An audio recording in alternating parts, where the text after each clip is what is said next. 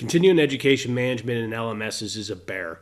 There's a lot to manage. There's a lot going on. In its most simple scenarios, just think of professionals in any field need to eventually or initially earn their certification or their right to practice in that field. Everywhere from a barber to a surgeon needs to initially get qualified in the laws of somebody, in the eyes of somebody, to practice in that profession. And then to maintain that license over time, they have to take continuing education credits or continuing education content.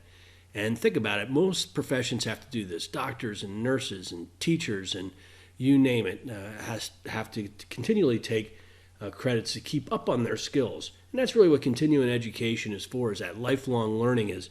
Even though you go to university, in 10 or 20 years, most of what you learned is really passé. And so it's important to keep your skill sets up.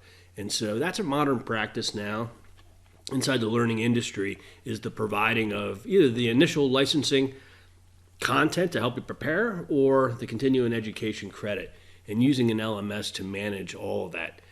But if you're not selling content and you're not managing continuing education credit, you wouldn't have any need for these type of feature sets. So not all LMSs have them. It's really hit or miss on those that manage it. Very rarely do you see organizations managing the continuing education credits for their employees.